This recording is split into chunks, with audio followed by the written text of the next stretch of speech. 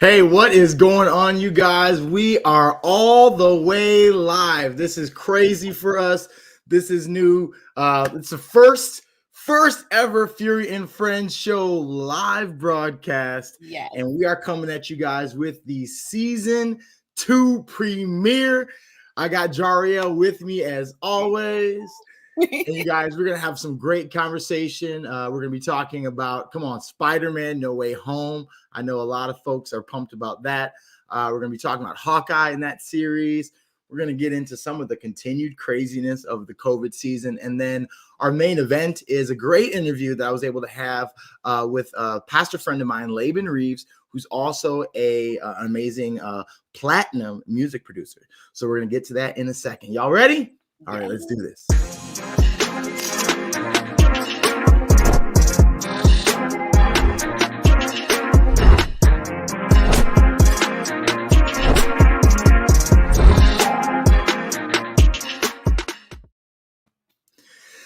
Well, Jariel, are you excited as I am?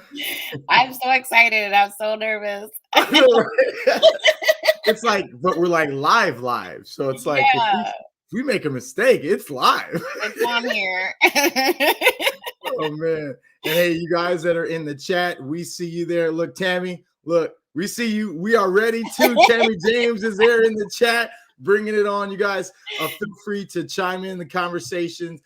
We want this to be an interactive experience. That's a part of the reason why we decided to, in this season, bring it further, make it better, and go live to bring all you guys in to the convo. So, man, what do you say without further ado? I mean, we get down to it and get into Spider-Man No Way Home. I mean, I don't know what I don't want to go. So here's what's gonna happen, Jariel. I'm gonna start talking, and then I'm gonna have a hard time stopping. I know we're obsessed with Marvel. Yeah. So I think I might need you to try to be forceful and shut me down, and you get in there too. But like, so let's talk about even the build up to the release of the film, because unlike some of the other ones like Eternals or even Shang-Chi, this one has one of the most tremendous fan bases of any of the comic book characters. Yeah. Who doesn't? And they had been teasing it out and kind of, leading up to it for quite some time. Yeah. And I think it really went to the next level when I wish I had a picture of that, but when Sony accidentally dropped that picture of Toby and Andrew and Tom together on set, everybody was like, "Oh snap!" And it's like, well, was it an accident? Right. No, because they're brilliant, right? So like, it was one of those things where they dropped it out there because they know the internet is forever, and then they took it back. Like, oh, we didn't mean to do that. And then what was great, over the next months, or maybe it was even a year, they spent a whole lot of time denying. I don't know what y'all talking about. They went as far as when they released the trailer for it. Did you see there was a scene in the trailer that everybody was like picking apart? That I'll see if I can show it real quick. So the scene where you've got Spider-Man flying, and then you've got these three villains, right? We got Electro, we got Lizard, we got Sandman. And it's like, okay, wow, that's interesting that it's him versus three. But then the next frame was really bizarre, where now we suddenly see Lizard looking like he just took a punch. And everybody was like, wait a minute, I don't know. Something's fishy going on here. Yes. I love how fans will dissect every single scene and every millisecond of the trailer. It's so cool. Oh yeah, fans don't play, man. There's one channel that I love. He does crazy breakdowns, and I didn't watch his stuff beforehand because I didn't want any spoilers. But I saw this guy's video. Oh gosh, is it called Real Rock Stars or something like that? A New Rock Stars? But maybe I'll put a link to the video that actually I saw regarding Spider-Man. I'll put that in the description when I repost this. But this dude did like a 40-minute breakdown of like every little Easter egg and everything that was a nod to this guy and that. I was like, man, They go in. Exactly. And then some of it is like, is that a stretch? Like, Yeah. are you just making up stuff? But like, this dude goes as far as to like evaluate every license plate number that's on a car in the scene.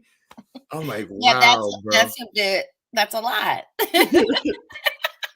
So Jario, let's get into it a little bit. So the action's building, right? And then we see the first additional Spider-Man. So when you see Andrew Garfield on the screen, yeah. So what was going on in you? I was literally like hitting my son in the chest, like like the president's coming in or something. I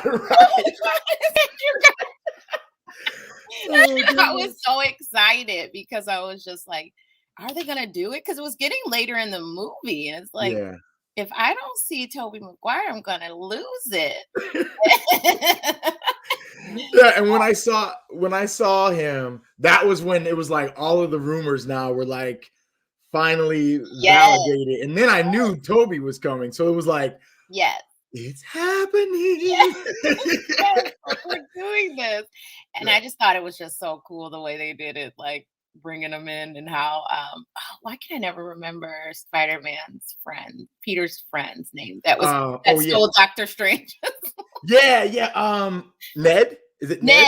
Yeah. And how they like Ned was just like bringing folks in. I just love that. It was so cool. And I thought what was cool with that too, and this is one of the things that one of my friends and I were having a conversation about, and he didn't appreciate this, but how Ned is like, he's not a whiz with it, but he's like picks up the ring and he's like, oh, doing some things. And he did say something about like, there's magic in my family, or my family has bad. So it makes you think like, is there some like superhero backstory that they are trying to like? No, because he said, he mentioned his grandmother told him something about something from their past. And and if you think about it, Doctor Strange was training with that thing for a long time before he got it, and then just like picked it up. And I mean, it was I think it was cool that they added an element of realism to the fact that like, he still doesn't really know what he's doing with it. He's just sitting there for a while, like, even though the first time he got it was like, oh like beginner's luck, right? No, it was great. I loved all that they brought all those old villains back too. So I think of those. So let's see. We had Doc Ock, and that was the one that I think in the trailer made everything like everybody started to lose their mind a little bit. Where he's like, Peter, Doc Ock's here then. I was like, oh snap. Oh man, maybe this is really happening. And then we see the bomb rolling out there, kind of giving us the idea that Green Goblin's coming. So when it comes to the villains, while as much as I appreciate Jamie Foxx, his villain character in general is not like so amazing, kind of like hopefully whatever. But what did you think of the bringing? So you said you appreciated them bringing them back. Were there certain villains that you were like more drawn to, or that you thought played their characters really well? Or I liked Doc Ock's redemption story, like because he really wasn't that way. He was just all jacked up in his programming, really. I was very disappointed in what is his name? Osborne? I can't think of his first name. I should be better at this. Yes, him. Norman Osborn. Yeah, like he's just always you think he's a good guy, and then he's just not. But you know what I really loved? I really loved actually the way that Willem Dafoe like played him in this one. He was a level of more like insane, I think, in this one. And like believably, like where you actually, I had sympathy for him when he was like in that, I don't know, when he was sitting down with Aunt May and like, I don't know, just seeming like a normal guy who's like lost or whatever, like I don't know what's going on here. And then you see him flip to the other side. It's like, man, I know. I'm like, you're wow, next level insane. you're a real villain. Yeah, yeah. Because And I you know think what? go ahead. No, go ahead. No, go ahead. You say. Oh, I was just gonna say because I think all the other ones, they really just wanted to go home and they weren't even bad guys to start with when True. they became villains. So Yeah, yeah, and that's what I like about creating like believable and relatable villains. That's the word, mhm, relatable. yeah, Is where they're not so black and white, like all evil. I love it when yeah, there's a layer of, I actually um um oh crap, we should say this. Tons of spoilers in this for yeah. anybody. Sorry. We've already spoiled the whole movie for anybody. I see Tammy in the chat right now saying that Jamie Foxx plays a villain. Yeah, he plays a villain. I'm sorry. Like, I hope we didn't spoil it for you or anybody else right now. But yeah, that's happening. Yeah. So what I was gonna say is I like it when they add layers of, humanity to Mhm. those villains. Like even with Thanos, where it was like where you can see where the seed was planted, and Yeah. it wasn't actually like an evil seed. Granted, it grew into an evil tree, Yeah. but it started from a place of like, oh man, like I lost my planet, and I don't want that to happen here. Exactly. Yeah. Yeah. So, what were some of your favorite scenes or moments in the film? Uh, big spoiler alert.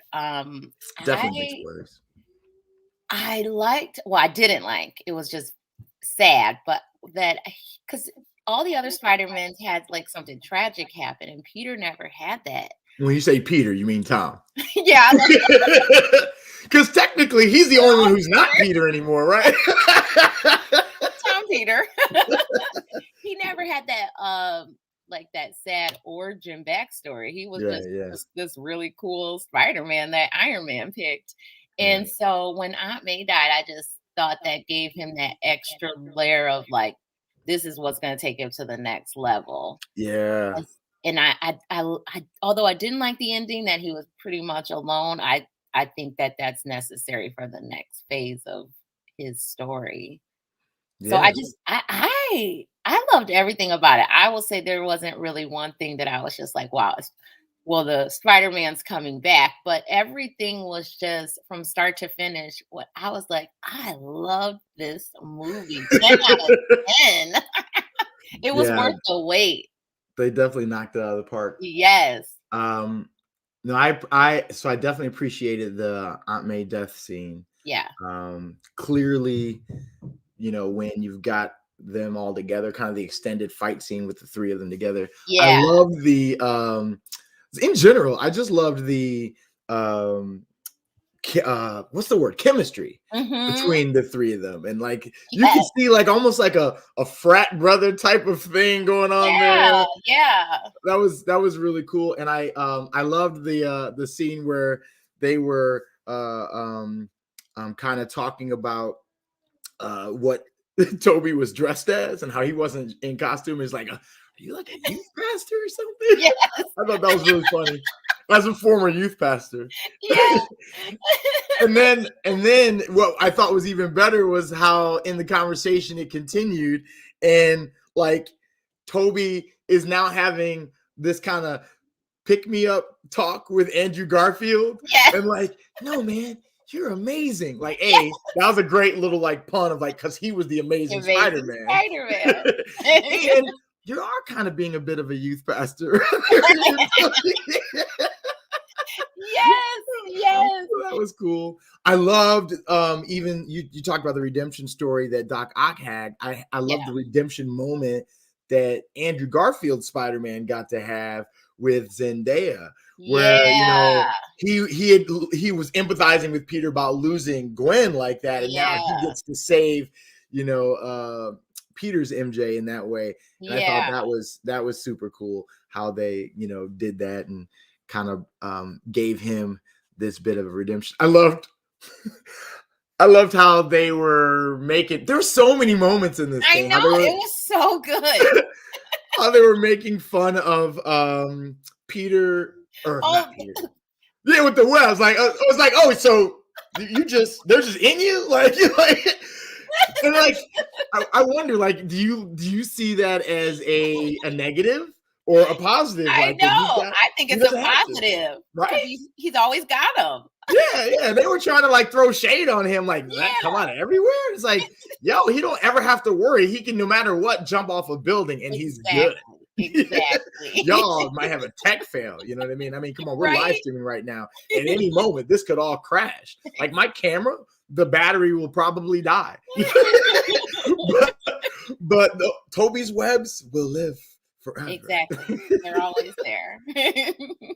I think two last things that I want to mention, and then we can maybe shift to our next conversation. So unless you have more thoughts after that, I thought there was a really cool visual scene with the interaction that I almost said Toby, that Tom had with Doctor Strange, where they're kind of fighting a little bit, and they go into the mirror world. You know what I mean? Yeah. And it's like that the visuals of that whole mirror world were just so good. It's always epic. I did think it interesting that he was able to defeat Doctor Strange in essence in that world by simply understanding some geometry. Yeah, math rocks. Yeah, but I'm pretty sure Doctor Strange is like way smarter than your high school education, even though I know,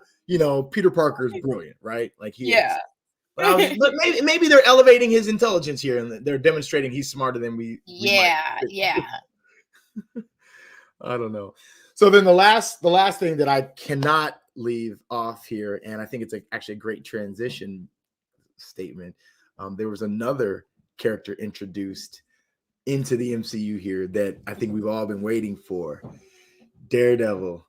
When they showed Charlie Cox and his portrayal of Daredevil, bringing in the Daredevil from Netflix and that whole world, that was quite epic. That was something that was like, I am here for this. I am excited. I am ready. Whenever y'all want to bring anybody else over, let's go. Because this is it. Honestly, it was just like that movie had everything in it. It's now in my top 5. I had to move something out, and I'm just like, I could see that thing every single day. I can't wait. And I'm sad that it's not coming to Disney Plus because it's a Sony creation. Yeah. Well, I shouldn't say it's a Sony creation. It's a Marvel MCU creation, Marvel Studios creation, but Sony owns it. Exactly. Disney, sorry. Yeah. Well, hey, any last thoughts on Spider-Man No Way Home before we go ahead and get to some Hawkeye combo? Everyone just needs to go see it. Yeah, I mean, if you haven't already seen it, first of all, I'm really sorry because we ruined the whole thing for you. But it's still worth it. It is still worth it. We didn't talk about the ending, so we'll leave that for you.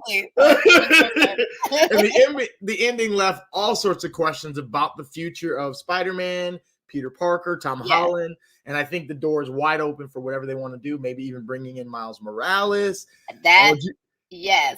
Did you catch the reference that Electro said? Yeah, he thought Spider-Man was going to be black. He's like, oh, I thought you were black. Like, oh snap, they're doing it. They're doing it. Okay, Tammy, you better go see that. Yeah. Yes. So you say you're gonna go. We can have a Spider-Man marathon. I mean, she keeps saying she gonna watch it. I wonder, Tammy, you gotta let us know. Have you actually been watching any of these Marvel? Because we've been talking about these Marvel movies for about a month now. You keep saying you're gonna go. I'm not gonna put you on blast though. Well, hey, so we had a great series that came out on Disney Plus this past, I don't even know what, December? It ended in December. Yeah, it was December. Okay. It was only like what, 6 episodes, something like that? Yeah. And we're talking about Hawkeye, none other than the Hawkeye series. That was a series that really was anticipated. I think a lot of people were always feeling like Hawkeye was being slept on. And I think in this one, he got his his time to shine. Yeah. What did you overall think about the Hawkeye series? It was a slow burn. I thought at first I'm like, oh, I don't know if I'm gonna be able to commit to this. So initially I let the first 3 episodes accumulate because I was like, I started watching the first one, I was like, ooh. So once I let them accumulate, and then I got through the third one, I was like, oh, I really like this actually. I really liked Haley Steinfeld's character. Yes. And So she for me was like the reason I was actually super excited about this show, because I've enjoyed her and her acting over the years. So yeah. I'm with you on that. And I can't think of the actress's name. I'm terrible with names, but I know what all that they do. She's in the Conjuring series and she played Haley's mom in that. So she plays Eleanor. Yes. Eleanor Bishop. Yeah. Yes. So I definitely don't know her name. Yeah, she's a great actress. So I really like her just in general. So I was excited to see her in there too. And her fiance was hilarious to me. Jack. So Jack, I think he had one of the most interesting character development, because I just never really was able to peg him. No, I could not read this man. It's like, so are you a goofball? Are you like some sort of sinister villain who is pretending to be a goofball? Exactly. You know, it's kind of like an Inspector Gadget type of thing, where he just like bumbling finds his way to like defeat the villain. Yes. That's why I really liked his storyline, because at first I hated him, and then I was like, in the end, I'm like, this guy is great. And in the comic books, I'm understanding that he's actually a character called Swordsman, or the Swordsman. So like he's actually based off of a comic book character who's got his way with the sword. Okay. So that was really cool. I mean, he was pretty good.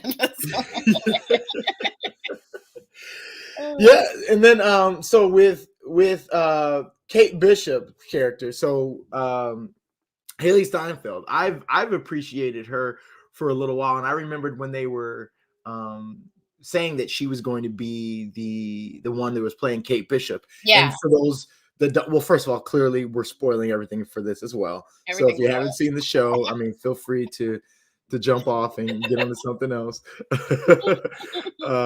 And Tammy's finally saying that we've almost persuaded her.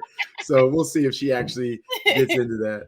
But Haley Steinfeld, I remember when I saw her in it's kind of like a coming to age show called The Edge of 17. Yeah. That movie, I was like, oh wow, like she played that rather well, and I like the sass that she brings to the characters, you know. And she just fit right in perfectly with all of that in this one. And it really kind of for me became the Kate Bishop show. Yeah. And her development and seeing what she brings. And then like one of my favorite parts. Yes. Come on. This was the best thing. the Yelena and Kate duo. Yes, I love it. They are hilarious. Yelena is so funny. She is the best. She's the best. Like, so she stole the show in Black Widow. She really did. And I felt like, oh, that's intentional because, you know, Natasha's dying, right? Yeah. So she's gonna be dying off at the end of this, right? Yeah. And they're trying to, you know, bring up this other one. I think that they're going to refer to her as the White Widow. Yeah. But yeah, she was so phenomenal and that's so hilarious. And then she didn't disappoint here. Every scene that she was in, she really stole the scene. Mac and cheese, like she was selling that thing. Like the elevator scene and all of their back and forth. Like once again, like Spider-Man and the chemistry of the Spider-Mans there. These two have serious chemistry on screen. And like I could see them really becoming maybe foundational characters in like a Young Avengers or something like that. Yeah. Hopefully at this point, spoiler alert, Yelena now who's turned the corner on Clint, maybe now she's at a place where she might actually team up in a real way with Kate into the future. So speaking of team ups, there was a couple of teams that we see represented in this show too. We had, and they were both kind of like bumbling goofball squad. So we had on the good side, we had Squad LARP. I love it. I'm like, man, I'm gonna get into LARPing in my real life. They're so cool. But for those that don't know what LARPing is, that is live action role playing. Oh my gosh, Tammy, I'm just seeing your comment talking about the elevator scene, the Beyonce and Solange in the elevator with Jay-Z. Okay, that's the most epic elevator scene. Yes, we'll give you that. Yes, that's true. That's number one. Okay, but back to these live action role players. I thought that was so true to it, like if Hawkeye and a character like him were to show up right now, like I believe that is literally how that would go, where like people are kind of like starstruck and like, you know, also trying to like show how cool and hardcore they are up against it, you know? Yes. I love that they covered everything. They had the costumes down. They were like, they had everything going for them. They were hardcore and all about it. And then it was so dope when they were then like invited into actually being a part of the mission. Yes. You know, like that was super, like they built the costumes and helped retrieve the arrows, and then actually came and were kind of working the room and taking care of the it was like, so cool. Super dope. And then you had on the dark side of things, you had another bumbling group, the Tracksuit Mafia. Oh my gosh, these guys. Like, I mean, funny. Like, I would say this: they brought comedy to it. They did. A lot of their parts in the show actually made me remember, like, in none of the other Marvel shows did I have like moments where I was like actively recalling that this is a Disney production. Mm-hmm. But in this, I was like, this feels very Disney. Okay. You know, it was kind of like, you know, Home Alone villains type of thing. You know? For sure. Yeah. And it was like I was surprised that they were the squad that was representing such a fierce villain, which we'll get to soon. Yeah, I'm like, because it's like, how is this the best you got, bro? You don't like, have anyone else in this city. Like that's all you can bring, yeah. Yeah. So, go ahead. What were you gonna say? No, I was gonna say let's talk about Hawkeye's wife. Yeah. So what was her name? What? I'm terrible with this. I do not remember her name either. But it's my understanding that we'll get to that. So she has a very interesting situation going on here. Like Larissa and I were watching it together. Yeah. And as we're watching it, she was like, "Oh wow, that's really cool that his wife is like so supportive and like understands and is like helping him out and all that." I was like, "Yeah, babe. Like, see, that's what it looks like."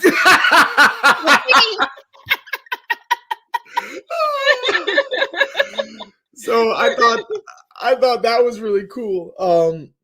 But then I did call it. I don't know if I had this on any of the conversations that I did on our YouTube channel. Oh, by the way, we do have some content on the Freedom Story Entertainment channel for Spiderman No Way Home.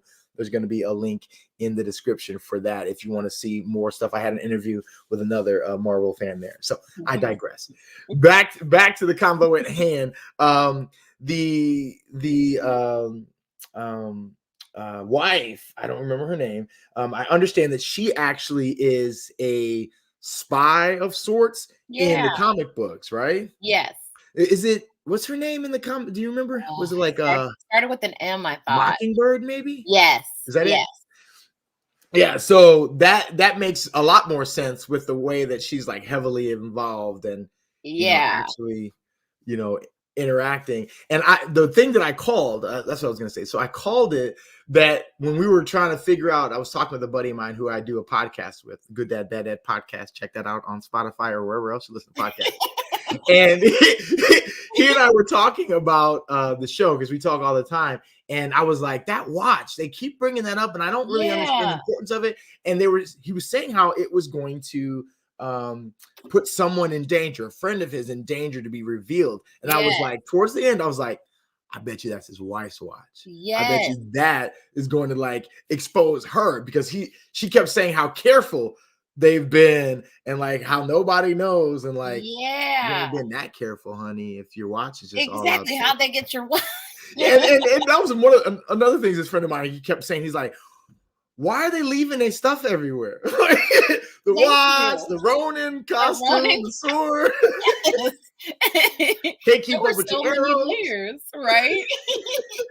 Like, y'all need, like, I don't know, some healthy storage or something. Yes.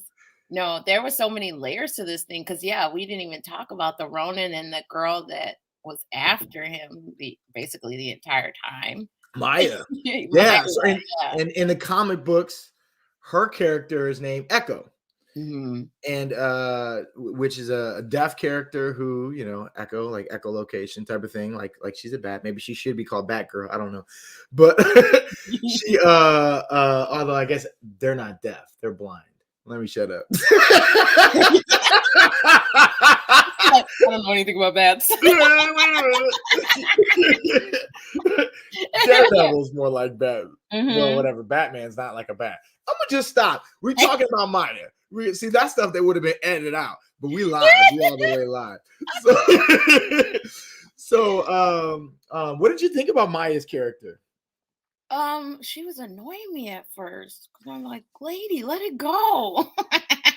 I mean, but you understood like why. I got it. I did get it. But you were like, let it go. I guess what was making me mad was like, he told you he don't know where the Ronin is. Move on. But she wasn't letting it go, and she kept coming at the wrong times. She did not believe a word that this man No, was saying. no. And rightfully so, right? I mean, true. he was clearly lying.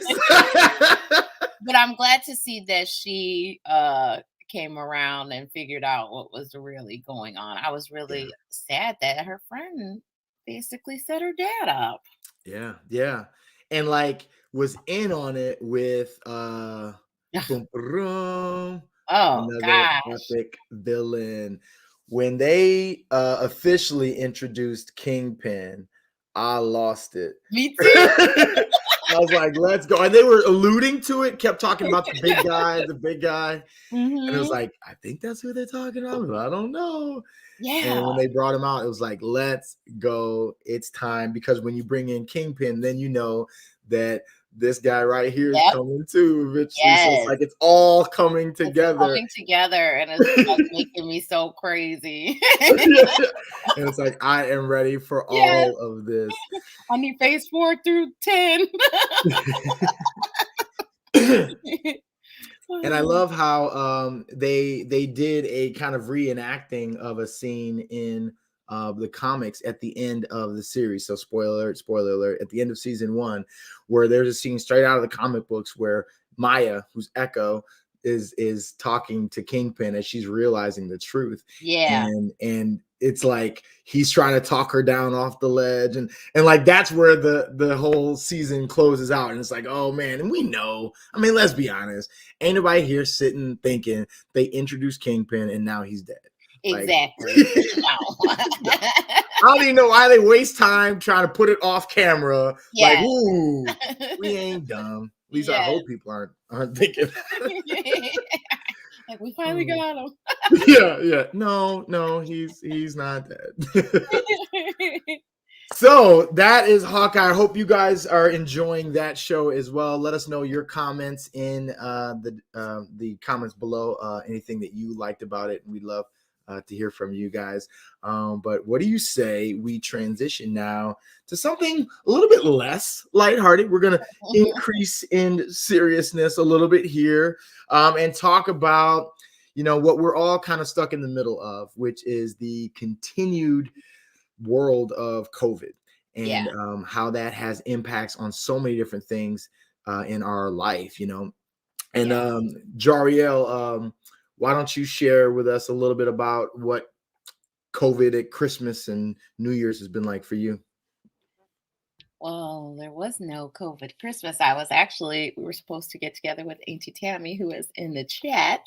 Mm, But a few days before Christmas, my daughter and her boyfriend got COVID. So we were actually quarantined for Christmas, which was, you know, it worked out because I didn't have to do anything, but it was still yeah. just like, wow, it's Christmas and we're just, it's just us. And we've got no food, no Christmas food. Honestly, our Christmas was like that. Before you get to New Year's, our Christmas was very much like that. Yeah. However, we didn't have anybody in our household that Yeah. caught COVID, but my uncle, two of my cousins, and all of their kids got Yeah. COVID. And those were all people that we would be traveling to go see. And Yeah. everybody shut their doors. It was like Yes. Passover. Yeah, like, It's stay like put the home. lamb's blood on the door. We closing it, stay inside. So Exactly. the angel of death is going to pass us by. Yes. Yeah. Oh man. So yeah, it was different. Yeah. Normally we go to Florida in December and we did go last year and the parks were empty. So it was really great. And our plan was to go this year, but then once those numbers started coming up, I was like, is it really worth it just to get on some rides that we've been on hundreds of times? Right. No, Right. it's not. So we Nope. stayed home because my son's birthday, my youngest son Liam, his birthday is on New Year's Eve. So were like, oh, he wanted a pool party. I'm like, yeah, that's not happening. So we actually ended up having a Zoom party, which I had last year, but I facilitated it. But Okay. this year I booked a company that did it. And they're called Supermix Entertainment out of New York. And it was a really great party. They had like a live DJ, a live host. They did like a whole like background. They did games. They facilitated everything. We just logged on our computers. So that was pretty cool. So you said they had games. What were some? Well, first of all, maybe I shouldn't ask. I hate asking about money, but Oh, like real talk, like how much does something like that run? um, Or is that too much? It was a lot. it was Let's just say, was it expensive or was it? okay. It was expensive for the amount of time. Oh, okay. How long? How long was the party? It was an hour. I don't mind Okay. saying how much it was. I know people are gonna blow their faces off because even my husband and my brother, he came out right after the party. He was like, "You." You spent what? Okay, it was $500. The Woo! only reason why I justified it is because that's how much I would have paid if we did a bowling party, we did a Right, movie right. party, and everyone was at home. It was a DJ. I was paying for the DJ. He did music, like a whole thing. They hosted it. We just logged on. And I think it would have been could invite a max up to 50 people. Like so I Mhm. could have 50 boxes. A lot of people didn't show up, so they got a lot of personalized attention. But and I think it's worth it because they do a lot of game nights for adults. So let's say you had 25, 50 adults and you're splitting that cost of $50 and Yeah. they're facilitating everything. Then I think it's worth it. Was it worth it for a 7-year-old? Well, Auntie Tammy looks like she said that Liam had a great time, and she enjoyed the party. It So was, they had us dancing. They played Two Truths and a Lie. We did a scavenger hunt. Um, they did like a bunch of like just random like quizzes about Sonic because it was a Sonic theme party. So yeah, ah, I think it's pretty cool. has he seen the trailer for the new Sonic? Oh yeah, because they played that on the No Way Home. Yeah, yeah, that's right. That's the Yeah, only reason so why I know we're about pretty it. excited about that. I enjoyed the first Sonic, so I want to see the second one too. I don't even know if I remember. I think I'm confusing in my head the first Sonic and the Pokemon, or is it Pokemon with Pikachu, Detective Pikachu? Yes, I yeah. think those I to didn't see me, that one. That live action one looked weird. yeah. Oh, that's right. Because, but wasn't the first Sonic? I mean, it wasn't live action, or it was like cartoon meets live action, or no? No, it was like a live action. Like there was a guy and a guy. Okay, so it is very similar to Pikachu in that way. Yeah, because Jim Carrey is in the first That's Sonic. right. That's right. Because I remember the physical people. I was having a hard time visualizing the characters and what they Yeah, look like. So yeah. And I think James Marsden, is that his name? Okay. I got that one. There you go. You got it. You do have an actor name. It's funny the names that you pull out I and then the know. names you forget. Like, I haven't seen that guy in like maybe years, and it's for like, instance, was he Cyclops? Is that him? Or yes, no? that's Yeah. him. Yeah. That's Okay. him. Yes. I'm impressed that I remember that. Oh, So, is this a service that you would recommend? Well, I guess if people like yeah, have the budget for it. I would recommend it. Honestly, I think it's just like whatever like work fits for your budget. But I do think like I said, if you had like a bunch of adults who want to split that cost, it's definitely worth it because I saw they do like Family Feud. They do a whole bunch of different types of games. Mhm. After Liam's party, someone had a 1-year-old birthday party. So I was like, well, it wasn't just They did a 1-year-old birthday party on Zoom. and oh, you get a copy of the Oh, party. the recording. Yeah, you get Oh, that's cool. yeah, so you can watch it over and over. And Man, they found a good business. that's what I said. Man. I actually told Auntie Tammy, I said, we should I really want to book it so I can see what their business model is. Yeah, I mean, come on, that sounds pretty smart. Yeah, because really they DJ like weddings and stuff, but now this is a different like attachment to their business, Yeah, which yeah. is cool. Thank you, Enosh. Enosh. Appreciate the comment, brother. We appreciate the support, and we're definitely out here trying to engage with the world for the sake of the kingdom of God. Yes.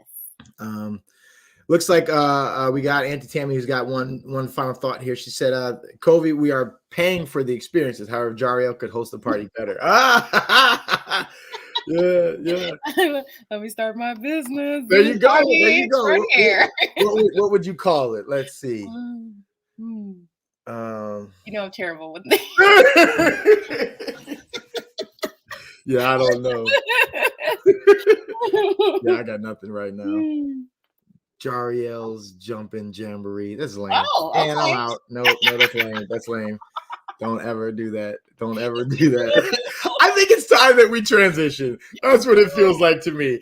And you guys, coming up right now, we have an interview. I had a great time interviewing this young man, somebody that I met in 2021 and spent Zooms with this guy once a week. He and about 10 other folks. We were part of this leadership cohort called the Aaron and Her leadership cohort. Actually, I'll put a link to that in the description as well, so that way you guys can check it out if it's something that you might be interested in.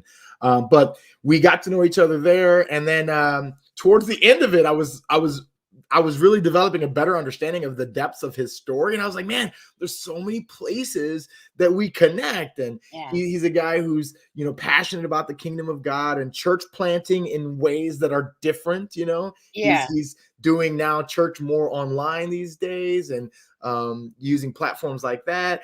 And he's got a past with music production, platinum music producer, created tracks for Fabulous and for Foxy Brown, did some work with Kanye and Rhymefest.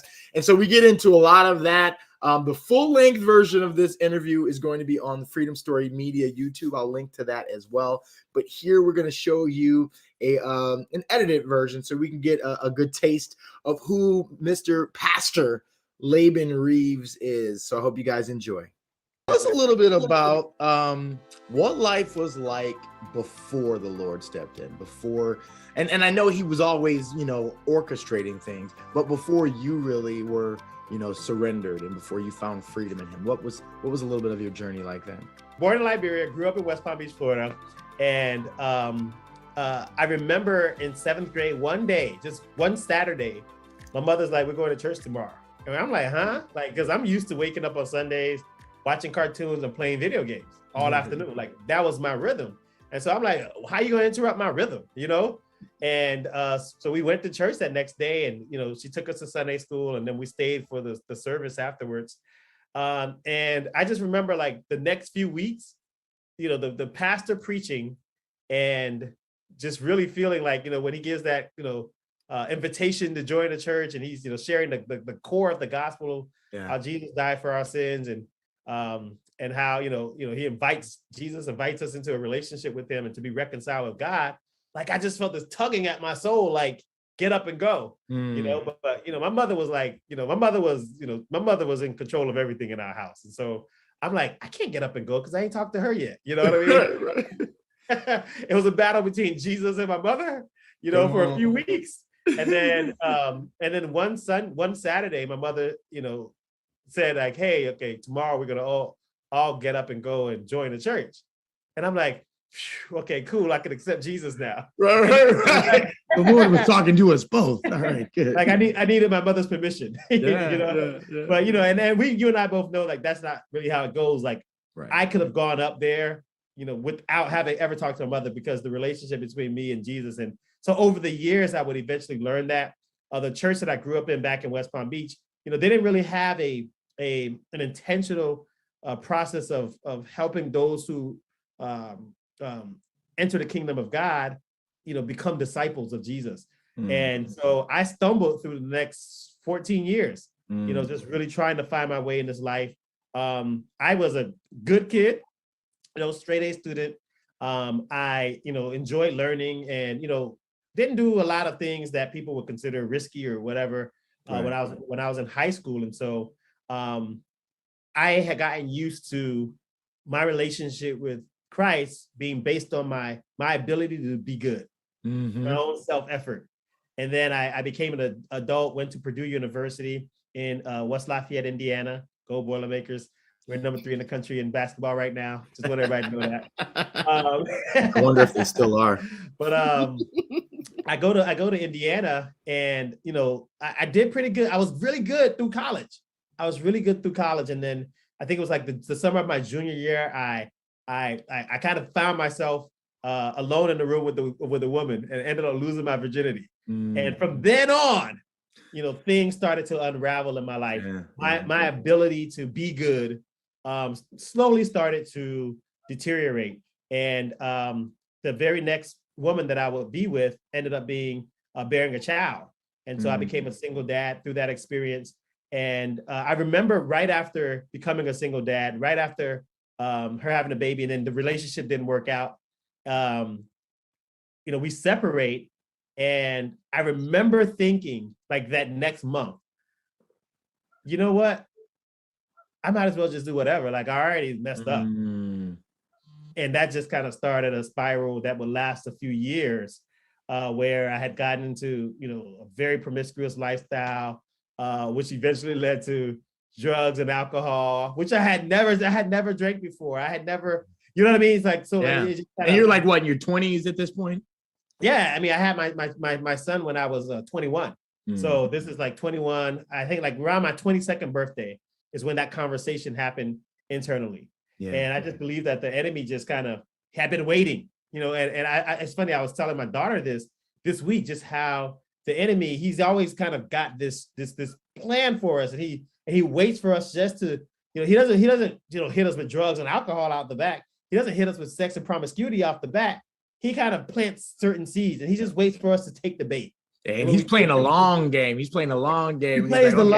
Yeah. He's like, okay, I'm just gonna give you this a little bit here. Oh, that'll get you moving this way. Okay. Yeah. Absolutely. Thankfully, so God plays the long game too. And as I took the bait, my life would unravel while it was kind of developing and evolving, right? And the reason why I say that is because it was around that season where I also had been praying to God, and so I had a relationship with the Lord. But like I said, it was through trial and error.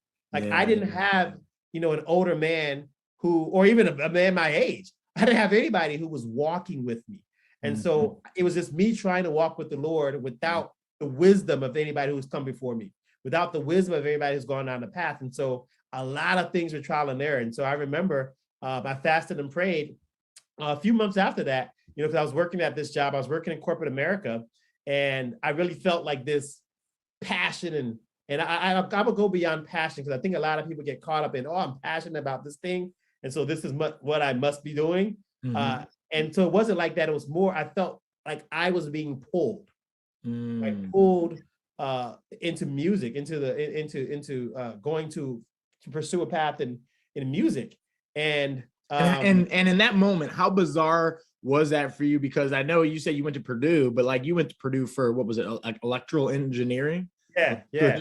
So like electrical engineering to creative arts, like, was there always a creative art, a musical kind of underpinning to your thing, and that just never manifested into that moment? Yeah, I think that's a great question. And you know, I remember back when I was in 7th or 8th grade, I was in middle school, and I remember taking a right brain, left brain test.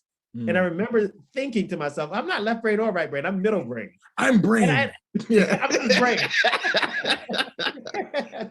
and really, that's how I've always seen myself, is that I have a lot of left brain tendencies, and I can't remember which one is creative and which one is more analytical. Actually, I was hoping you would say it. But it's okay, because I feel like I really fall in the middle. I have a very strong analytical side, but I also have a very strong creative side. And I knew that back in middle school. And so I remember, like, you know, there were moments where I was like, hey, I feel like, you know, playing a trumpet, right? And I was in 7th or 8th grade. I'm like, I should be in a band. I should be playing a trumpet. I played the trumpet in band. Well, I didn't. My mother was like, we don't got no money for that, you know? And so I never played, but it was in me. Yeah. It was in me, and it wanted to come out. And so you know, there were other things that I did that were creative, but when I got into college, well, even I think it was around junior or senior year of high school, back when the Source magazine was like the thing. Right. And like they would call it the Bible of hip hop. And I remember like just kind of flipping through the Source magazine, and I saw this ad for what eventually I learned would be a SP-1200 drum machine. I didn't know what it was. It just looked like something I needed to have. Like I need this in my life. I need this in my life. And later I would see it in like music videos. Heather B had a video where, you know, D-Nice was like, I'm like, oh, that's it right there. I didn't even know what it is, and I didn't even know how much it costed or anything. Right. But my freshman year of college, I get to college, and I mean, just this series of events happened in my life where freshman year, you know, I a month being on campus, this fraternity, Phi Beta Sigma, they have this rap contest. And I had been writing lyrics for years. And so I entered this rap contest, and I had performed publicly at like pep rallies in my high school and at talent shows. And so I get into this rap contest and I win, right? You know, I'm this new guy on campus and I win this rap contest. Were you dropping like nerdy bars? I don't. No one comes near this electrical engineer.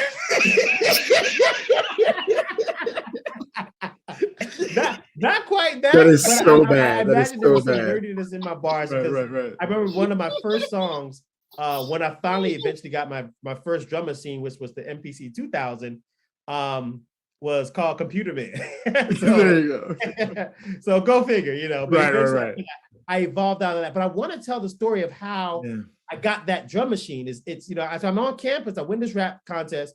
One of my peers, this young lady, she says to me, hey, like, you should meet my boyfriend. He's an underground rapper in Chicago, and he's pretty popular. I was like, okay, cool. So she was like, okay, next time he comes, I'm going to introduce you. So he comes down for Thanksgiving break. And because I lived in Florida, I didn't always leave campus during breaks. And so for Thanksgiving, I actually stayed on campus by myself. It was like nobody there. But so he comes through to visit her. And, you know, so we hang out and we instantly connect. And it ends up being a guy by the name of Rhymefest, who's from Chicago. And he's a really big underground rapper. But he, you know, he plays these beats for me, right? And these beats, now this is going to sound like, this story going to get really crazy really fast. These beats were from an unknown Kanye West, right? A semi-known No ID, who at the time had only produced for, really, that we knew about, was Common Sense, who eventually became Common. And so he comes to my dorm room and he's playing like these beats. I'm like, wow, these beats are amazing. I had just gotten like a small, like, you know, Roland drum machine, and just like rinky dink sounds, like, you know, and he's like, oh, you need to get one of these things. And he was the one who introduced me to the MPC 3000. I was like, what do they use to make their beats? He's like, oh, they use this thing. It costs like just about that much. It's like $3,000. Right. Like, I don't have that kind of money. But the internet had just started to become a thing. And so I went to the computer lab, got on the internet and looked it up. And it just turns out that like a month or two prior, they had just released the MPC 2000, which was half the price. And I had that money. So I buy the MPC 2000. and I and that's apologize kind of for how I all the got. But nerdy drum it took machine me all talk. the way He back and to I, the as Source magazine when I producers, just saw the nerded SP out for a while. 1200. It was just always. I don't know where it came from, but it was in me, just to even desire it, not even knowing what it was. And so I get this MPC 2000, and the rest is, I won't say the rest is history, but it kind of was. I barely left my dorm room. And everybody else would go out and party. I might go out and party for a little while. I come back and I'm up like the rest of the night in my dorm room doing beats. Everybody else goes out on spring break, and I'm up, the whole week in my dorm room doing beats, and that just became my thing. It's kind of like, Kanye has this rap where he said, imagine, doing 5 beats a day for 3 summers. The world like 3 summers. I deserve to do these. It's like I put the work in. Like I really put the work in while everybody else was doing everything else, and had started to develop that craft of music producing and beat making. And so I graduate and I'm working in corporate America, and I just feel like, all my life I've been waiting for this moment where I get my job and get my career. And then I get it, and I'm like, I'm not happy. Right. I'm not happy. It wasn't what you were meant to do. Yeah. Yeah, I'm making good money. I'm making $57,000 right out of college and traveling the world on a company jet. And it's like, and I tell all these stories on one of my YouTube channels. But I'm telling all, and I'm like, I'm just not happy. I want to leave my job to go do music. I would go to work and just be miserable. I mean, just completely, and it wasn't a bad job. Right. It just wasn't fulfilling me the way I thought that it would. And I remember one day I was just in the office in my little cubicle praying, God, just get me out of here. And somebody calls me up like, hey, can we buy a beat from you? So I sell my first beats, like, just while I'm doing this. And then I started to pray, like, God, if you just give me away. I remember one morning, because I used to go, man, there's so many stories. I'm trying to like, hey, that's okay, man. To what's important. But I used to be, so Ryan Fest and I had kind of built, a friendship. And I used to be his hype man. So he would perform all over, and, I would be his hype man. And so I remember I would leave. I was living in Cincinnati, Ohio. I would leave and drive 2 hours to Indianapolis, Indiana, where he was living at the time, be his hype man for the night. And on a Thursday night, drive back to work at like 5 a.m. and go straight to work. And I remember just be like, I can't keep doing this. I can't keep up this pace. God, I get home one morning, it's like 7 a.m. I'm headed to work. I'm in the shower. I haven't slept. And I'm like, oh, I probably slept, but it was like, like nodding off while you're driving on the highway. Like, oh gosh. I'm like, how did I even make it home? Yeah, I'm like, God, I can't keep doing this. I can't keep doing this. In the shower, I'm praying, God, if you give me a way to leave this job with some money, I'll go. God, just give me a way to leave this job with some money and I'll go. And I get to work that day, that morning, and I had forgotten that there was this big company meeting that was happening. So I walk in, everybody's already there. I'm late. And I'm like, okay, the black guy's walking in late, of course. And, and so I'm feeling all these things. But I sit down, the company's announcing that they're offering voluntary separation packages for people who want to volunteer to leave so they don't have to lay anybody off. Look at God. God is like orchestrating, like, okay, yeah, I've been waiting for you to pray for me for this, and I've already made a way. And so that is so amazing. And I love those testimonies of God making his presence so clear, like undeniable. And I have a question. I was thinking as you were talking, you've been talking about your prayer life and asking God for, his rescue and a lot of. Talk to me though about like, where were you at spiritually during that? Because you at the same time, you're praying, God do this, God do that. What was your life looking like as far as like following and being surrendered and submitted to him? Yeah, so this was at the front end of me, starting to enter those periods of promiscuity. Okay. And so you're right still after living far, but you have an understanding of God and you have a history of prayer.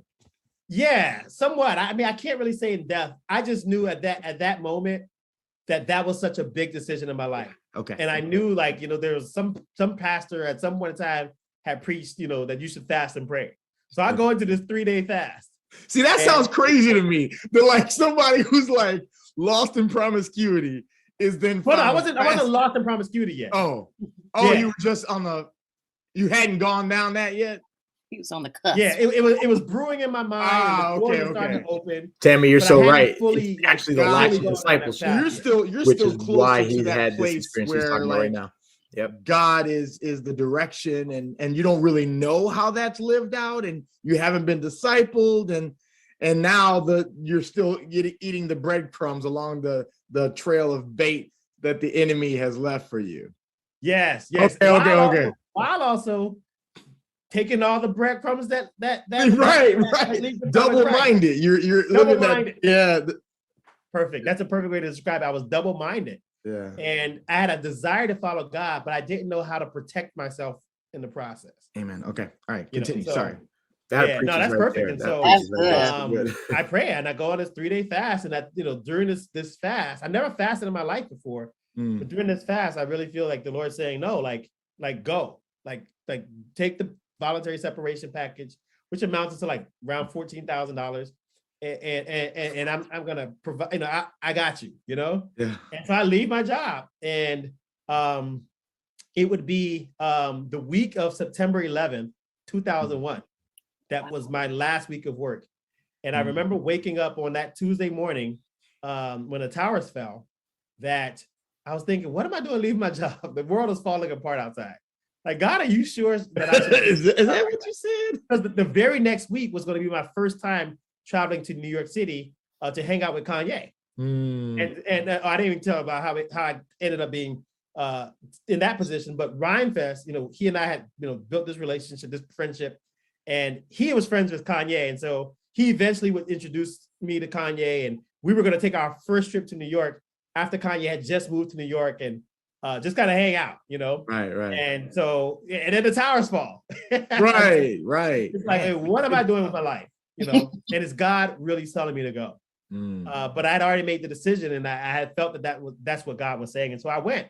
And the next few years would be increasing in promiscuity, but then also increasing simultaneously in my developing my career in the music industry. So within the next calendar year, I would eventually meet the brother of Foxy Brown, who was one of the top female rappers at the time, and one of the first female rappers who's kind of probably had a few different milestones.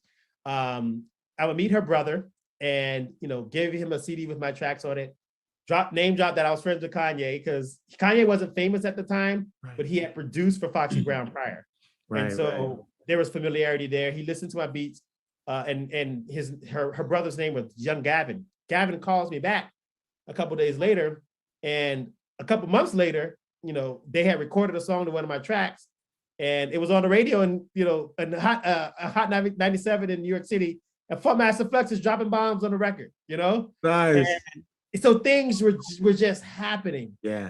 And God was gracious to me. God gave me immense favor during that season.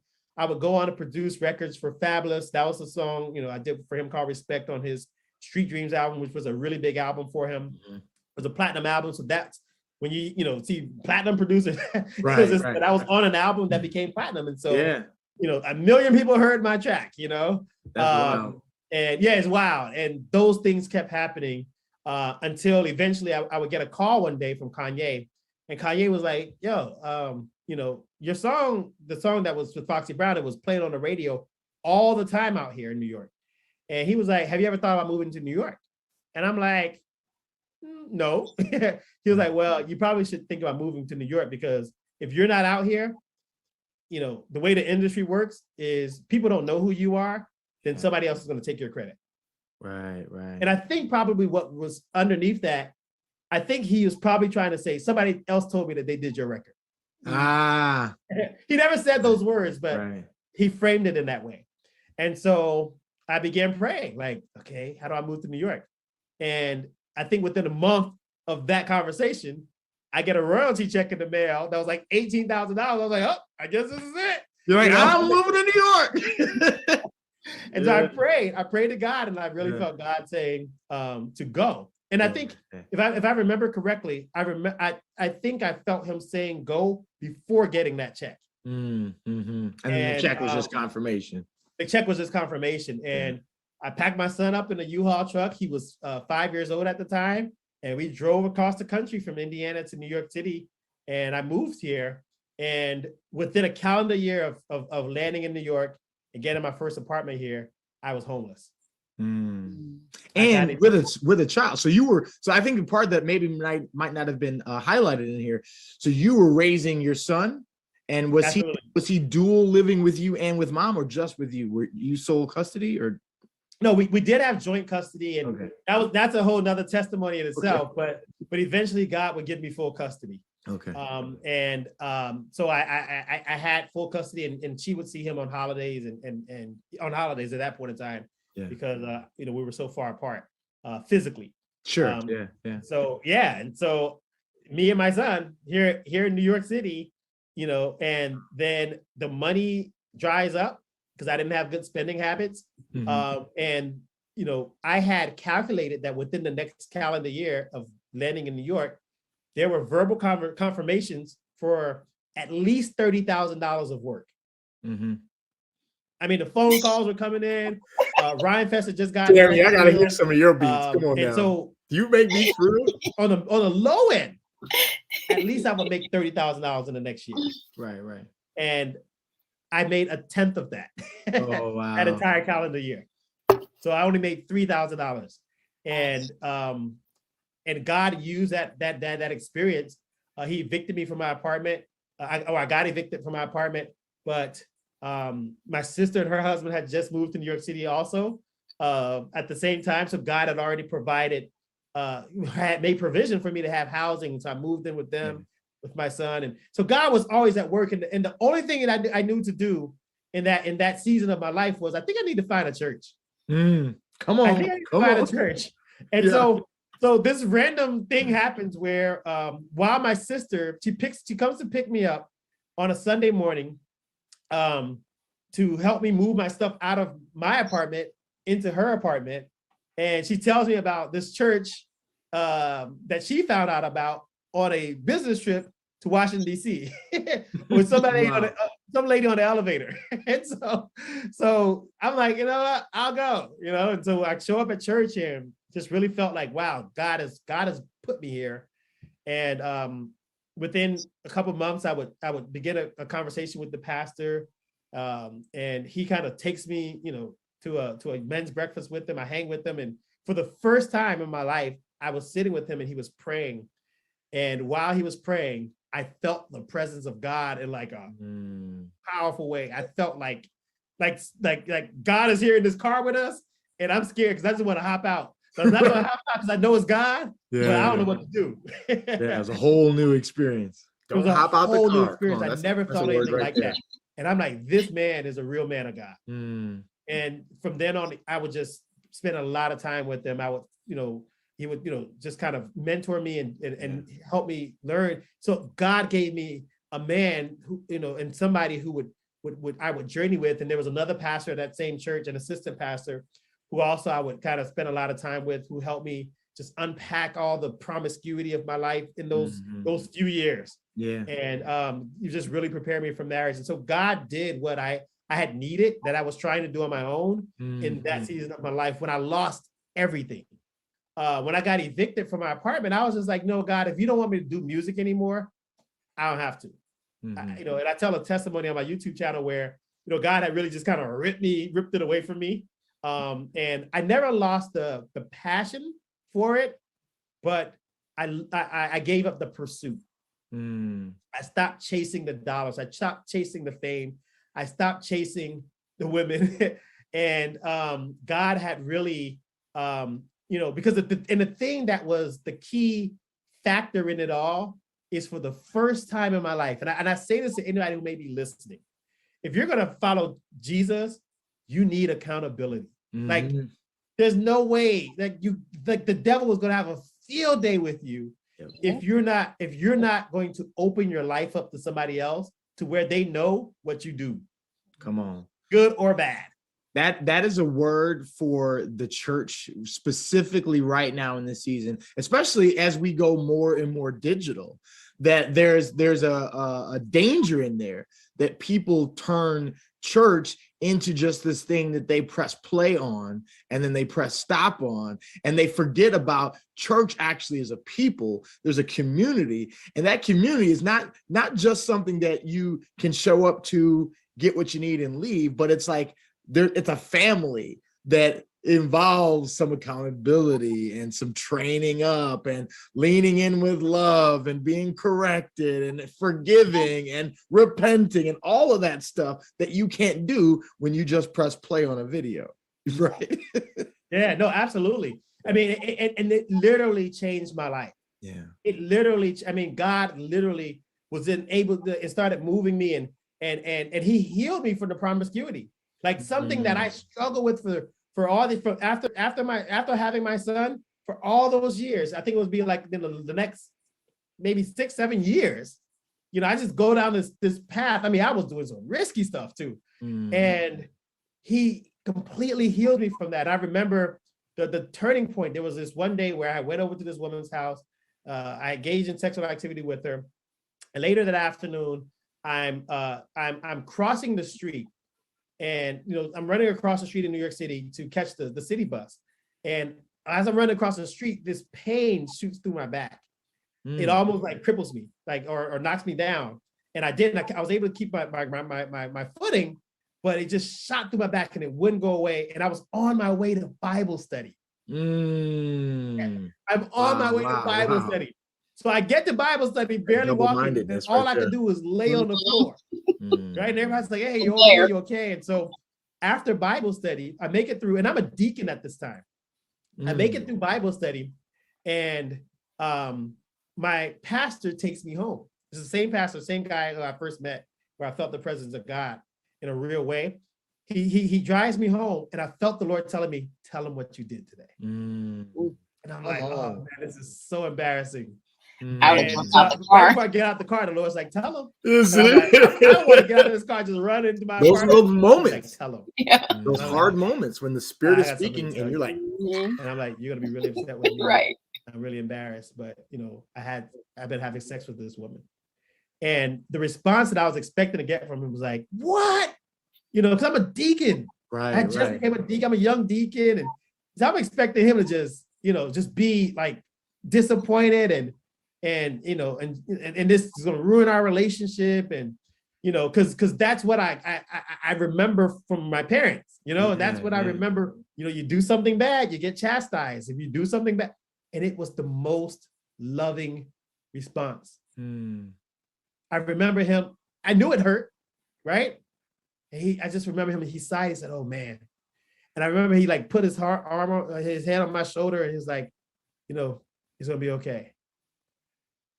He's like, it's gonna be okay. He's like, thanks for telling me. It was just like but I'm like, that's it? Right. Hold on, I ain't in trouble. Now, mind you, things had to happen, and I had to kind of put the deacon role on pause, and you know, but it was a loving process. It wasn't this punitive finger wagging. Yeah, it wasn't, and it really showed me the character of God, right? Because we read the story of the prodigal son, and you know, the younger brother, he goes away and he comes back, and the father's waiting for him, right? And the father celebrates his return. Yeah. And it's kind of like when we have those moments where we confess our sin, when we have those moments where we're, you know, surrendering ourselves, when we have those moments where we're allowing the accountability that God put in our life to have its way, like it's like the celebration, not this, you know, doghouse experience that we think we're gonna have. And so that moment, literally, that was the last time that I would step out. Wow. Look at God. God said, you know, there's a scripture in James, I believe it's in James. It says, you know, confess your sins to one another that you may be healed. Yep. And we think, if I hide my sin, I'll be better. Right. He says, no. Share. Jesus is the light. He says, bring the light to the darkness, and your life will have light in it. Amen, Tammy. Amen, Tammy. You know what I mean? It's like, bring it out, expose it, and I will heal you. Come on. You know, and so it was a healing time for me. And I mean, it's what allowed me to be able to be ready to be a husband. It's what allowed me to be able to bear more kids and and be a dad that's faithful to my wife. And listen, I'm not going to, I'm not naive. The enemy's waiting for me to take some kind of bait, right? Yep. He's waiting, he wants to destroy all this too. Yep. But thank God I still have, Michael Faulkner, that's his name. Michael Faulkner is still in my life. I can call him right now, 4 a.m. And if he hears that phone ring, he's going to pick it up. I can be like, hey, bro, I'm struggling. And that's the beauty of what you were saying. You were preaching for a second there too. You go to church. Yeah. Yep. Yeah. That is so amazing, man. Gosh, I'm feeling like right now, the presence of the Lord through your testimony, man. I got two other important questions before we wrap. And I know they're going to be long answers. So one of them is, in meeting your wife. Now, I don't want you to have to retell the whole thing, because I heard on your podcast some of you guys' story, and the podcast is really great. Have you guys restarted it again recently, or are you? So we did the audio version a year ago, and back in October 2021, we started the YouTube version, and so very similar to the audio, but we're on camera, and so we're on episode 3. I'm actually editing episode 4 today, so hopefully, Lord willing, by the end of today, that'll be up, because it's overdue. But we've been doing one a month, and the response to it has been amazing. Like the first 3 episodes have gotten thousands of views, and it just kind of keeps growing every day. Like the third one has more views than the second one, and they both are like almost at 3,000. And and the first one is like at 5. So I'm blown away by how just and so I call myself a YouTuber now, because really that's the reality of what's happening. Yeah. But I'm blown away that God could use like the simple stories and if you listen to our podcast, it's on the God and Gotham channel, and it's called the Love in the Middle Show. If you listen to it and you kind of watch us, you're not going to hear like this, amazing testimony of, oh, wow, like, all the beautiful things and how perfect it was when we saw each other. You're going to hear about how messed up and how broken we were. How silly and how much of a jerk I was, how clueless I was when I met my wife, and even discerning whether or not I should marry her. Like, you're going to see just this broken path that leads to this this glorious, or God glorifying marriage. Yeah. That, where we struggled for years. We're 12 years married now, going on 13 this year. But those first few years were a complete struggle, and because it was a continuous process of God continuing now to heal both of us individually and collectively. And so I forgot the question you just asked. You know what, though? Actually, I'm feeling like what I'm going to do is I'm going to put a link to your channel and maybe to the first of those 3 episodes, so that way people can maybe go there and get more of the story about you guys' family and how you guys started. So you guys check out the link. If you're watching it on YouTube, it'll be above and also in the description, as well as we'll just have that link in the description right now. And if people take nothing else from this conversation, I just pray that everybody would take this. The Bible says, without faith, it's impossible to please God. Yeah. Without faith, it's impossible to please God. So I can do all the good Christian things, but if I'm not walking by faith, you know what I mean? And so, where's the mic so you can drop it? Like, oh, you're funny. You're too funny. Listen, that ain't for me to drop. That's right. That's the Lord dropping mic. Thank you so much. Praise God for your story. Praise God for you and your family, and the fact that we've been able to connect, man. I really, really appreciate it. And thank you for coming on the show today. Yeah, and thank you for having me, bro. I love what you're doing. Keep it up. I'm going to be praying for your documentaries. I'll be praying for your podcast. I'll be praying for it all. I'm so happy that God connected us, man. You inspire me to keep going. And you the same, my brother. Thank you so much. And you guys, I invite all of you to prayer. Well, that was the interview with Pastor Laban Reeves, platinum music producer, YouTuber. You guys make sure you check him out on the God in Gotham channel on YouTube. We'll put links in the descriptions to that. But he has a great podcast. I actually heard the audios of that when he originally released it, but he's re-releasing it as a video podcast there, and it's pretty great stuff. Jariel, so before I get into a little bit maybe more extended conversation about faith, what were some of your just initial responses to the interview there?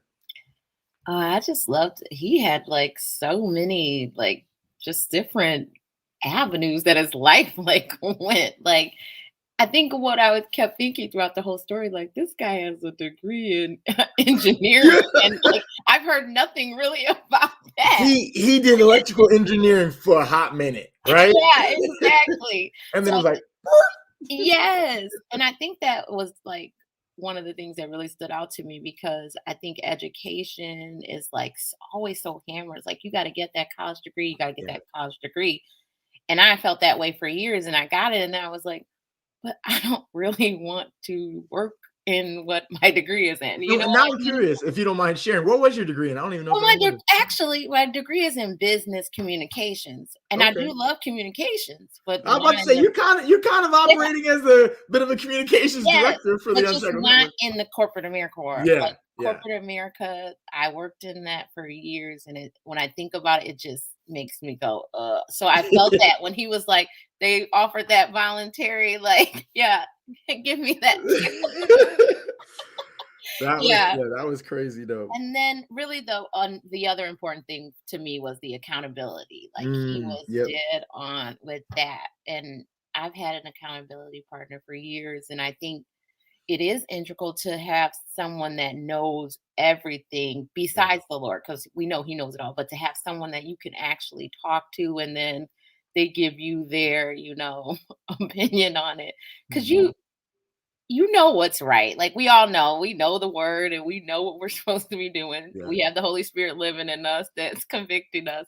Yeah. But when you hear someone else say it, someone that loves you, and they're like, do you really think you should be doing that? And you're like, no, but I just needed you to say it. And it's easy for us to be deceived. Yes. Because the truth is, our flesh is always trying to have its way. Mm-hmm. And it's easy for us to make a whole justification around why XYZ is totally fine. Yes. It's okay. And we have so many different catchphrases that the culture has put out there, like, oh, God understands. And but you know what? Like, God's a loving God who still gives us direction, gives us commandments. Yes. and that's the joy, one of the great joys that I have about being in Christian community, is that then you have brothers and sisters who part of the deal is that they're in it for you to help you continue to obey. You know what I mean? Yes. And I love the way that he described that playing out in his journey, which is not always common, where it's a loving accountability. Yes. And not just like this huge slap and like you're done and like you're shunned and all that stuff. But exactly. The loving restorative process, Yeah. I mean, like Peter, right? Peter pretty significantly turned his back on Jesus, right? Not just walked away, but like denied. I don't even know that dude. And yet, like, Jesus restored him and used him mightily to lead the church in the days after his ascension. So that is just another example of that, not only accountability, but like the loving restoration that God brings. And I like that, it reminded me, like, you always have to be prepared, because the enemy is just waiting. We have to have on that armor of God. We got to just be ready, because we know we're going to step into some sin. That's just how it is. That's the journey. But we got to be prepared for the battle. And when he said he wasn't prepared at the time when he was stepping into sin. So, that was just a great reminder too. Yeah. And I think sometimes we could even get into those places where we suddenly get confused and we think we've graduated beyond like sin. Right? You know what I mean? I'm above the sin. Okay. Yeah. And I even had moments of that where, because my sin was very dark and it was like, a whole lot of sexual sin and drugs and all that stuff. So when that stuff was eliminated, Yeah. I then started to feel like, okay, I'm good now.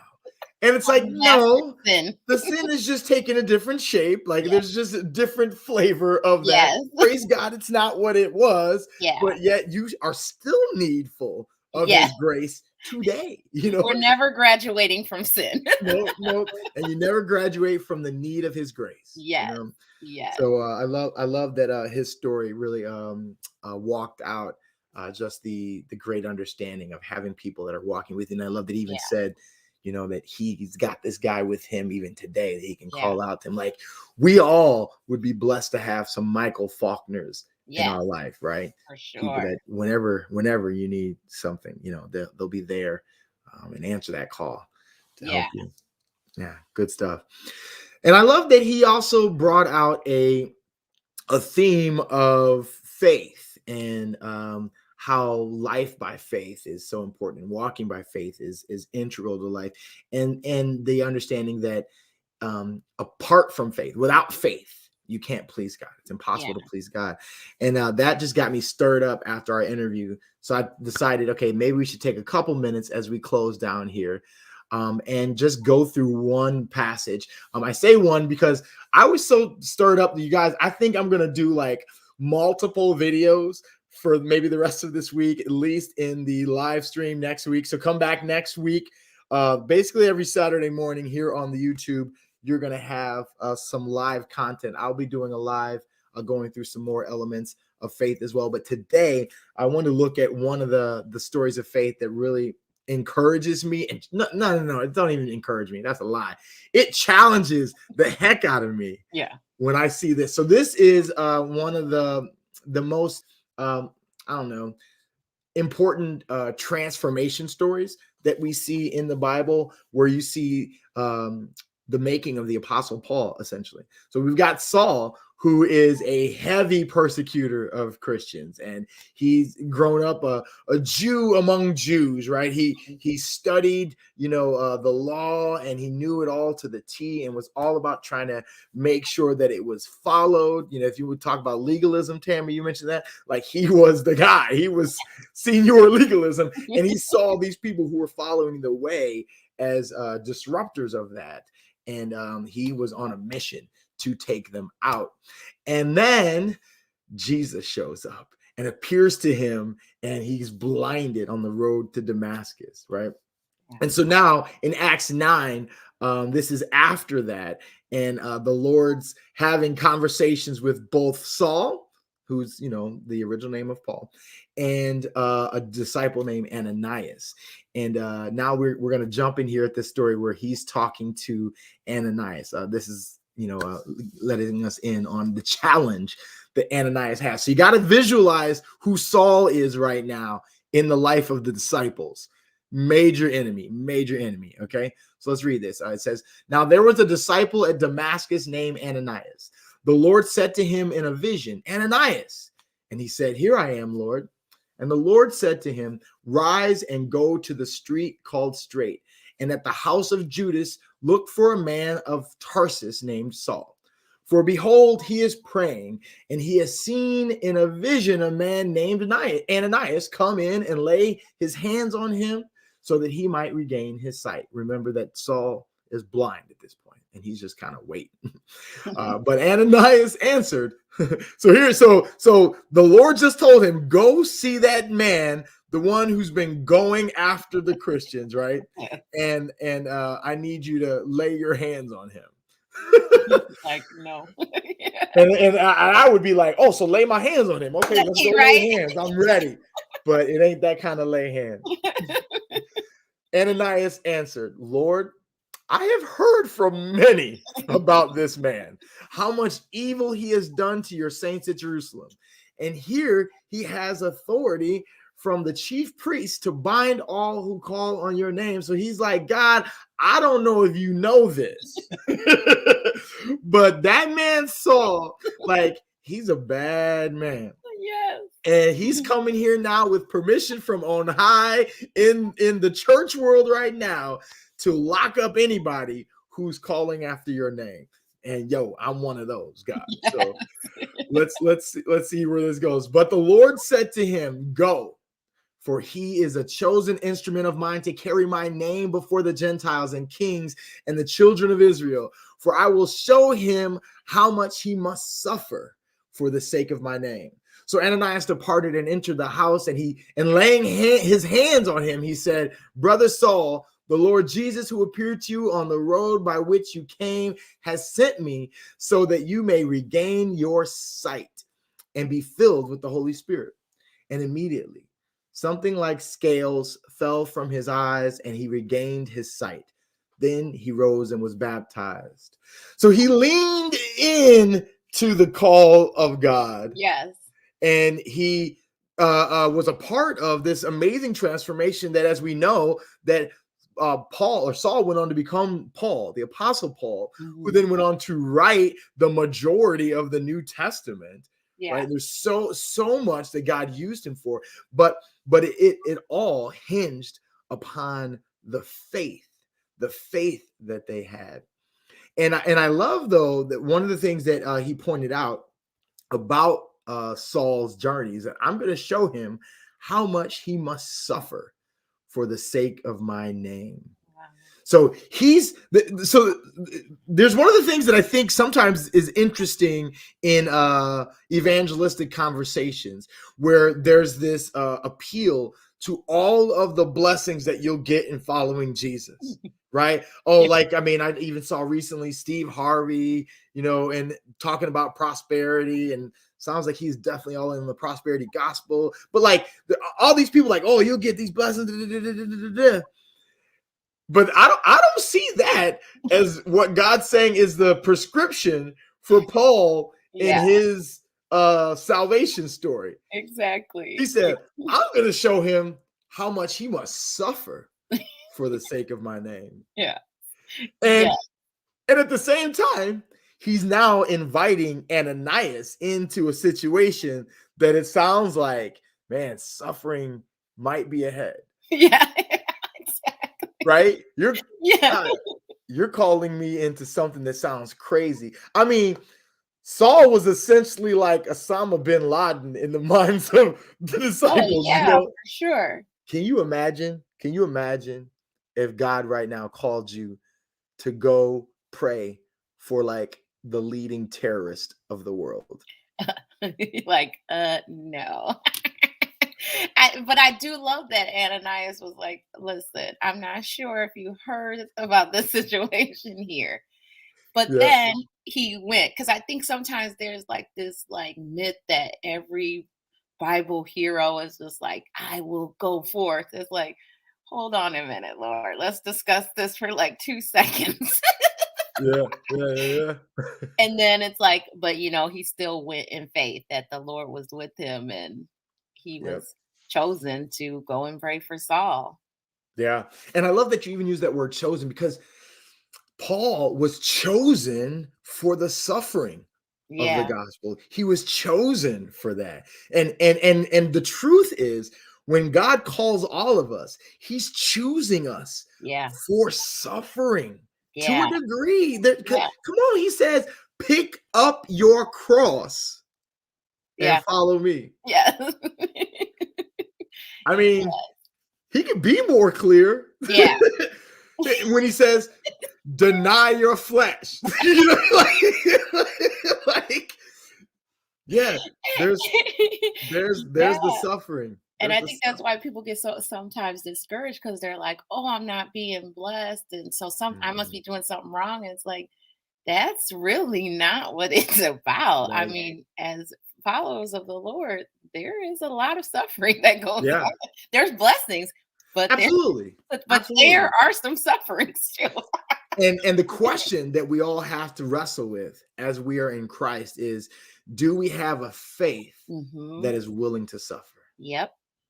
Do we have a faith that's willing to suffer? And when we talk about living by and walking by faith, that's living with the understanding that we are like in the shadow of the cross. Living with the understanding that we are walking on our way towards death, following the one who sacrificed it all. right? That's who we say we're following. Yeah. That's where it goes. Now, there's the eternal life, right?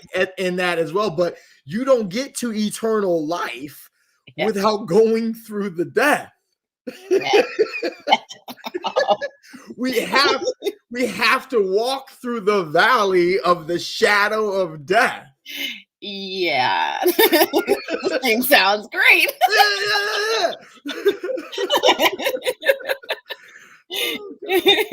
It is. Yeah. But do we have a faith that is willing to suffer? That is the question today. And do we? I mean, I don't know. Yeah. So it's like, what kind of faith do we have? Yeah. What kind of faith do we have? And I think that is ultimately what Laban's story was preaching about, the faith that he had. Yeah. And a faith that was willing to take chances, that was willing to take risks, that was willing to step out. Like, I mean, some of those leaps that he took, I know in many seasons of my life, that would be really, really hard. Can't say that I would. Yeah, the leaving the job is definitely, and then moving across the country. It's like, I mean, he went from, what do you say, like 57,000 to ultimately 3,000. Yeah, that's especially with a child, that's an insane little amount to live on. Yeah. And like one of the things, and I don't know if it came out in this, and you guys got to make sure you check out the full length version of this.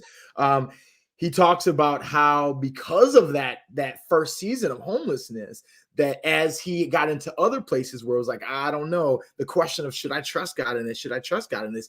He was able to look back and remember God's faithfulness to him in that prior season. Yeah. So part of us having that faith is having a history where we can look back and see what God's done and remember, he hasn't changed. He's that same God. He's that same God. Yes. Yeah. I love that. Well, you guys, this has been a long conversation. Come on, somebody. When we go live, we go long. We were making up for lost time. That's all right. And I think I'm okay with it. I hope you guys have enjoyed the conversations as well. I appreciate all of you guys who've been watching. We had a great time engaging with you. I think I've fallen in love with live right now. I'm not going to lie. This was really great. This was an improved experience to us doing the live chat while watching it. Yeah. So I appreciate that. And folks like Auntie Tammy getting to be a part. And, anybody that's watching this right now, make sure you let a friend know about this. Share the video. We'll be back here in a couple weeks with our next conversation. I'm hoping it's going to get to be with a brother who's in our ministry right now. We've been trying to get him on the show for a while. But either way, we're going to have a great talk. And let us know in the comments if there's some topics that you'd love to hear us talk through. We like to have, as you can see, we talk about anything, basically. Whatever's fun going on in the world, whatever might be difficult in our lives, like we will cover it. And I want to invite any of you guys right now who have been enjoying the experience here on the channel. And this is brought to you by Freedom Story Media, which is also partnering with the Unshackled Network. And you could be a patron if you want to go to our Patreon and become a supporter. There's multiple levels of engagement there. We'd love to have you. I think at this point, you might actually be the first one because I haven't really been promoting it a ton. So I love it if you guys were deciding you wanted to be a supporter in that way. But in the least, we invite your prayers. We celebrate anybody who is being blessed by this. And we invite you guys in to be praying for the blessing to continue to go out there for more and more folks. Like the video, subscribe to the channel. If you're listening on the podcast, rate the podcast so others get a context of what you enjoyed about it. And any last words before I sign us off? I know I've been like, it's like a 20-minute closing here. Long but good, Auntie Tammy says. I don't know who that is.